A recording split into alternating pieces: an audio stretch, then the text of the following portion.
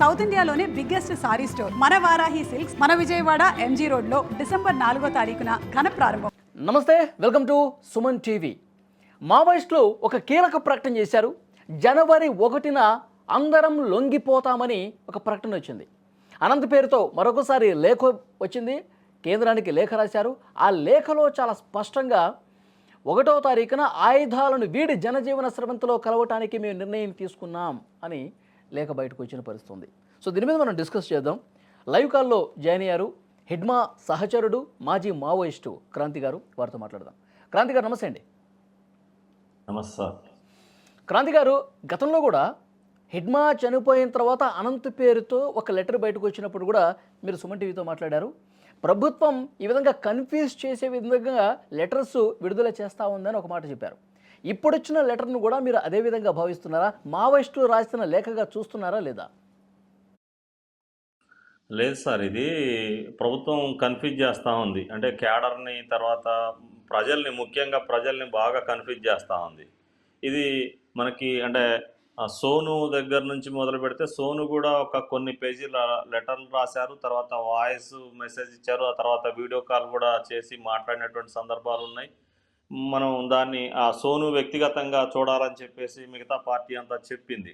ఈ క్రమంలో మనకు మళ్ళీ అంటే ఇటీవల ఒక లెటర్ వచ్చింది. మళ్ళీ ఈరోజు కూడా అనంత్ పేరుతో ఒక లెటర్ వచ్చి జనవరి 1కి లొంగిపోతాం అనేటువంటి స్టేట్మెంట్ ఏదైతుందో అది పచ్చి అబద్ధంగా మనం చెప్పుకోవచ్చు. ఎందుకంటే ఇటీవల సరెండర్ అయినటువంటి చంద్రన్న కావచ్చు, లేకపోతే ఆజాద్ కావచ్చు, మిగతా వాళ్ళు ఎవరు కూడా ఇప్పటికి కూడా పార్టీ సాయుధ పోరాట పందాన్ని అవలంబిస్తూ ఉంది. సాయుధ పోరాట ఆ పద్ధతిలోనే తన కార్యాచరణ ఉంటుందని చెప్పేసి మనకు ఆజాద్ ఇంటర్వ్యూలో చెప్పిన పరిస్థితి చూసాం. లేకపోతే చంద్రన్న కూడా అదే స్టేట్మెంట్ ఇచ్చినటువంటి సందర్భాన్ని చూసాం. కాబట్టి ప్రజల్ని కన్ఫ్యూజ్ చేయడానికి ప్రభుత్వమా లేకపోతే ఇంకా మరి ఎవరెవరు దీన్ని వెనుకున్నారో మనకు తెలియదు. కానీ తప్పకుండా ఇదైతే రాంగ్ స్టేట్మెంట్ అనేది నేను ఖచ్చితంగా చెప్తా.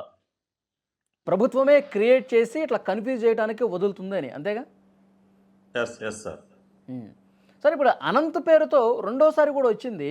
ఈ అనంత్ ఏంటి సార్, ప్రభుత్వం ఒక పేరు క్రియేట్ చేసి వదులుతుందా, లేకపోతే అనంత్ పేరుతో ఎవరన్నా ఉన్నారా? అనంత్ పేరుతో ఉన్నమాట నిజమేలే, కానీ అనంత్ ఇప్పటివరకు కూడా ఎప్పుడు కూడా మనకు స్టేట్మెంట్లు ఇచ్చిన సందర్భం లేదు. ఇప్పుడే మనం చూస్తూ ఉన్నాం అనంత్ పేరుతో స్టేట్మెంట్లన్నీ కూడా ఈ పరంపరలోనే చూస్తూ ఉన్నాం. ఏది ఈ కగార్ ఆపరేషన్, తర్వాత ఈ సరెండర్స్, సోను సరెండర్, ఆసన్న సరెండర్, తర్వాత చంద్రన్న, రీసెంట్గా వచ్చేటువంటి ఆజాద్, వీళ్ళంతా అంటే ఇదొక ప్రక్రియ నడిచే సమయానికి మనకు ఇట్లాంటి ప్రకటనలు గుప్పించడానికి వేరు పేర్లతోటో లేకపోతే వేరు మనుషులని వాడుకోనో ఇట్లా ప్రభుత్వమే కొంత కన్ఫ్యూజన్ క్రియేట్ చేస్తూ ఉంది అనడానికి మనకు బలమైనటువంటి ఆధారాలు కూడా, అంటే ఆధారాలు అంటే మేము అంటే జనరల్గా మావోయిస్ట్ పార్టీలో పనిచేసాం. అంటే లెటర్లు ఏ లెటర్ ఎట్లా ఉంటుంది, పార్టీ ఒక స్టాండ్ తీసుకున్న తర్వాత ఆ స్టాండ్కి ఎట్లా కట్టుబడుతుంది. రియల్గా మనకు ఇప్పుడున్నటువంటి పరిస్థితులలో కేంద్ర కమిటీ ఎక్కడా కూడా కూర్చున్నటువంటి పరిస్థితి లేదు.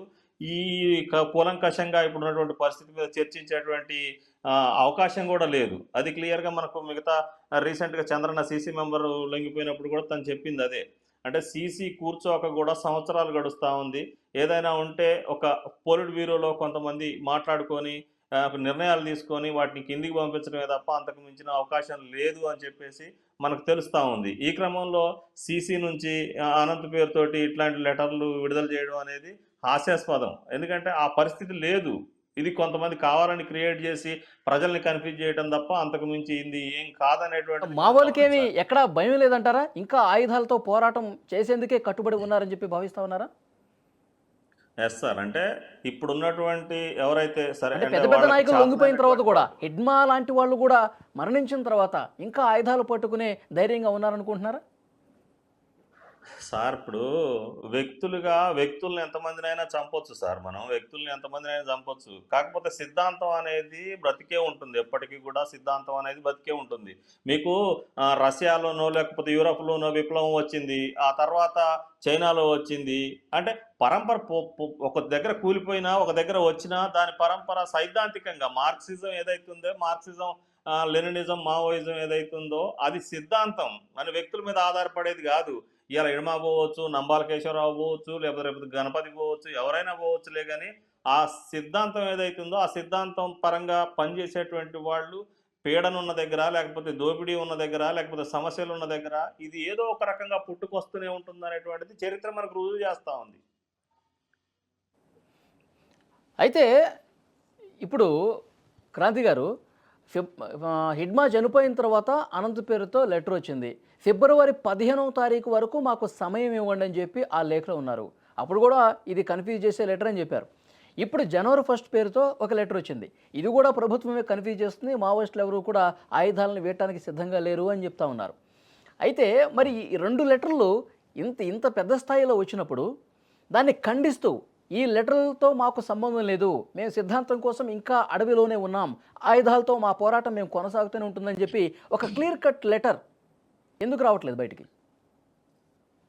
అంటే సమయం పడుతుంది సార్. ఇప్పుడు అంత ఈజీగా అంటే వాళ్ళు ఎక్కడుంటారో ప్రజెంట్ కమ్యూనికేషన్‌లో ఉన్నారో లేరో మనకు తెలీదు. ఎందుకంటే ఇప్పుడు ఉన్నటువంటి నిర్బంధం అడుగడుగునా పోలీస్ స్టేషన్‌లు, అడుగడుగునా డ్రోన్‌లు, హెలికాప్టర్లు ప్రజల నుంచి దూరం అయిపోయి ఎక్కడో ఒక చోట ఆ పార్టీ కొంత క్లిష్ట పరిస్థితిని ఎదుర్కొనే ఈ సమయంలో మనకున్నంత కమ్యూనికేషన్ మీరెక్కడో ఉండి కాల్ చేస్తే నేను ఇక్కడ నుంచి మాట్లాడేటువంటి కమ్యూనికేషన్ ప్రజెంట్ పార్టీ దగ్గర లేదు. కాబట్టి పార్టీ స్పందించడానికి కూడా కొంత టైం పడతది. ఇప్పుడు ఇవన్నీ కాదు సార్, మనం అనుకుందాం ప్రజల నుంచి, లేదనుకుంటే మేధావి వర్గం నుంచి, లేదనుకుంటే కమ్యూనిస్ట్ పార్టీల నుంచి, ఇన్ని చోట్ల నుంచి ఇన్ని సార్లు మరి కాల్పుల విరమణకు సంబంధించినటువంటి స్టేట్మెంట్లు వస్తా ఉన్నాయి జనబాహుల్యం నుంచి. మరి కేంద్ర ప్రభుత్వం ఏనాడైనా కనీసం స్పందించిందా సార్ ఎక్కడన్నా? ఎందుకు స్పందించలేదు? సరే ఇప్పుడు ఇది తప్పు లెటరా, ఒప్పు లెటరా అనేది పక్కకు పెడదాం సార్ మనం.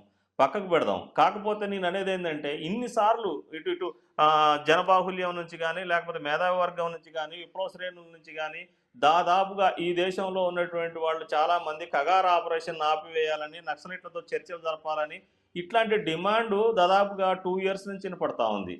కానీ కేంద్ర ప్రభుత్వం నుంచి కనీసం చీమ కుట్టినట్టు కూడా లేకుండా తన పని తాను చేసుకొని పోయేటువంటి పరిస్థితి ఉంది. ఎన్ని ఈ ఫేక్ లెటర్లు వస్తేంది, మంచి లెటర్లు వస్తేంది గానీ అసలు ప్రభుత్వం దగ్గర ఏమీ లేదు కదా అని నేను అడుగుతా ఉన్నా. అంటే వాళ్ళు ఒకదానికే కట్టుబడి ఉన్నారు కదా సార్. వాళ్ళు మీరు ఆయుధాలను వదిలేసి వచ్చేసేయండి, మీరు జనంలో కలవండి, ఈ మావోయిస్టు ఉద్యమం నుంచి బయటకు వచ్చేయండి, లేదంటే కనుక పరిణామాలు విపరీతంగా ఉంటాయి, 31 మార్చి 2026 వరకు మావో రహిత భారత్ నిర్మించే లక్ష్యంతో మేము పనిచేస్తూ ఉన్నాం అని ప్రకటనలు వస్తూనే ఉన్నాయి కదా.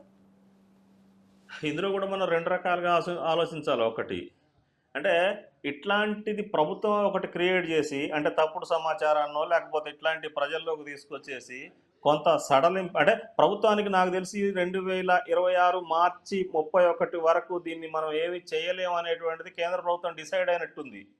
డిసైడ్ అయిన తర్వాతనే ఇట్లాంటి ప్రకటనలు, అంటే తప్పుడు ప్రకటనలు లేకపోతే కన్ఫ్యూజ్ చేసే ప్రకటనలు గుప్పించేసి కొంత కేంద్ర ప్రభుత్వం కూడా ఆలోచించింది, హోంమంత్రి గారు కూడా ఆలోచించారు కాబట్టే కొంత ఆపరేషన్ కగార్ని సడలించేటువంటి పరిస్థితి ఉంది అనేటువంటిది ఏదైనా తీసుకురావడానికి కూడా కేంద్రానికి కూడా నమ్మకం లేనట్టుంది. అంటే వాళ్ళు పెట్టిన టైంకి, వాళ్ళు ఇచ్చినటువంటి 31వ తారీఖు లేదనుకుంటే మన 2026 కల్లా మనం నక్సలిజాన్ని, మావోయిజాన్ని ఏమి చేయలేము అనేటువంటి నిర్ధారణకు వచ్చిన తర్వాతనే ఇట్లాంటి కన్ఫ్యూజ్ సృష్టించి వాళ్ళు కొంచెం వెనక్కి అడిగేసేటువంటి అవకాశాలు కూడా కనపడతా ఉన్నాయి. అయితే క్రాంతి గారు, ఇప్పుడు మరొక ముఖ్యమైనటువంటి పాయింట్, మీరు అడవిలో నుంచి వచ్చారు, ఉద్యమాన్ని వదులుకొని బయటకు వచ్చారు. ఇప్పుడు మావోయిస్టులు కొంతమంది లొంగిపోయారు, వాళ్ళు కూడా వీడియో కాల్స్ రూపంలో వీడియోలు వదులుతూ ఉన్నారు. ఇక ఈ పరిస్థితులు అనుకూలంగా లేవు, వచ్చేయండి అని చెప్పి. అయితే ఇప్పుడు మీలాంటి వాళ్ళు పూర్తిగా సిద్ధాంతం ఎక్కడ మరుగున పడిపోతుంది, ఉద్యమం ఎక్కడ ఇదైపోతుందని చెప్పి ఉద్దేశంతో దీన్ని జీర్ణించుకోలేక, లేదు ఇవన్నీ ఫేక్ లెటర్లు, ఉద్యమంగానే ఉంటుంది, ఎవరూ కూడా దీన్ని వదలటానికి సిద్ధం లేరు అని చెప్తున్నారా? అలా ఏమైనా చూడాల్సిన అవసరం ఉందా? నేను కూడా మేము చాలాసార్లు చెప్పాయి ఏంటంటే ప్రస్తుతం మనకున్నటువంటి బలహీనత ఏమిటి, బలాలు ఏమిటి అనేటువంటిది యుద్ధంలో రెండింటిని కూడా అంచనా వేయాలి. గెరిల్లా యుద్ధంలో బలాలు, బలహీనత, శత్రువు బలం ఏంటి, మన బలహీనత ఏంటి, లేకపోతే మన బలం ఏంటి, మన బలహీనత ఏంటి, ఈ 2 రకాల అంచనాలు లేకపోతే యుద్ధంలో గెలుపు అంత ఆషామాషి వ్యవహారం కాదు. కాబట్టి మనం ఏం చెప్తా ఉన్నాం, ప్రస్తుతం ఉన్నటువంటి ఈ టెక్నాలజీ యుగంలో ప్రభుత్వం అంటే దీన్ని ఒక ప్రెస్టేజీగా తీసుకుంది. కేంద్ర ప్రభుత్వం కావచ్చు, లేకపోతే అమిత్ షా కావచ్చు, మోడీ కావచ్చు, ఒక ప్రెస్టేజీగా తీసుకున్నారు. ఒకటి అనౌన్స్ చేశారు. అనౌన్స్ చేసి అది ఎట్లా అంటే ఒక వేరే దేశం మీద యుద్ధం చేసినంత ఫోర్స్గా ఈ ఆదివాసీల మీద, ఈ ఆదివాసీ ప్రాంతాల మీద, లేకపోతే నమ్మిన సిద్ధాంతం కోసం పనిచేసేటువంటి విప్లవకారుల మీద ఇంత ఫోర్స్గా దృష్టి పెట్టినటువంటి పరిస్థితులలో ఈ టెక్నాలజీని అందుకునేటువంటి పరిస్థితి మావోయిస్ట్ పార్టీ దగ్గర లేదు. ఆ టెక్నాలజీ నుంచి మరి తప్పించుకునేటువంటి పరిస్థితి కూడా లేదు. కాబట్టి మనం కూడా చెప్తా ఉన్నాం. ఏం చెప్తా ఉన్నాం? నాకు తెలిసి ఏదన్నా ఉంటే చర్చలు బెటర్ అనేది మన పౌర సమాజం చెప్తా ఉంది. నేను కూడా అదే చెప్తా ఉన్నా. ఈ క్రమంలో మావోయిస్ట్ పార్టీలో ఇప్పుడు పనిచేసేటువంటి వాళ్ళకి కూడా నాకు తెలిసి ఎంతో కొంత వెసులుబాటు కల్పించుకొని బయటకు వచ్చేసి ఇంకేదన్నా ఫర్దర్గా బయట ఏదన్నా విప్లవ పార్టీ లాంటి దాన్ని స్థాపించడమో లేకపోతే లీగల్గా ఫైట్ చేయడం అట్లాంటివి బెటర్ అనేదే నేను కూడా చెప్తా ఉన్నా. అట్లా అని చెప్పి నమ్మిన సిద్ధాంతం కోసం పనిచేసేటువంటి వాళ్ళ ఆచరణని కించపరచడం కానీ, వాళ్ళ అగౌరవపరచడం కానీ, వాళ్ళ సైద్ధాంతికంగా ఉన్నటువంటి వాళ్ళ స్థాయిని మనం విమర్శించడం కానీ, తగ్గించి మాట్లాడడం కానీ చేయడం లేదు. వాళ్ళ వాళ్ళ సైద్ధాంతిక పరిస్థితిని మనం గౌరవిస్తూ ఉన్నాం. వాళ్ళ యొక్క నడవడిని కూడా మనం గౌరవిస్తూ ఉన్నాం. కానీ ప్రస్తుత మీరు పరిస్థితి చెప్పిన పాయింట్ నాకు అనుకూలంగా అర్థమైంది. లేదు ఇప్పుడు కాబట్టి టెక్నాలజీ పూర్తిగా ఆధిపత్యం చెలాయిస్తున్న నేపథ్యంలో బలం మొత్తం కూడా ప్రభుత్వం సైడ్ ఉంది కాబట్టి ఇన్ని ఎన్కౌంటర్లు జరుగుతున్నాయి, ఇంతమంది లొంగిపోయినటువంటి పరిస్థితి ఉంది. ఏదైనా ఉంటే జనబాహుళ్యంలోకి వచ్చి ఇంకో పోరాట పంథా తీరు కావాలని చెప్పి మీరు కూడా చెప్తా ఉన్నారు. అలాంటి పరిస్థితి ఎస్ ఉంది కాబట్టే ఈ లెటర్స్ వస్తూ ఉన్నాయి. పూర్తిగా జనవరి 1వ తారీఖు వరకు కూడా మేము లొంగిపోవడానికి సిద్ధంగా ఉన్నాం. దానికి కరెక్ట్గా అనిపిస్తుంది కదా. ఆ లెటర్లు అలాగే అర్థం చేసుకోవాల్సిన అవసరం కూడా ఉండొచ్చేమో కదా.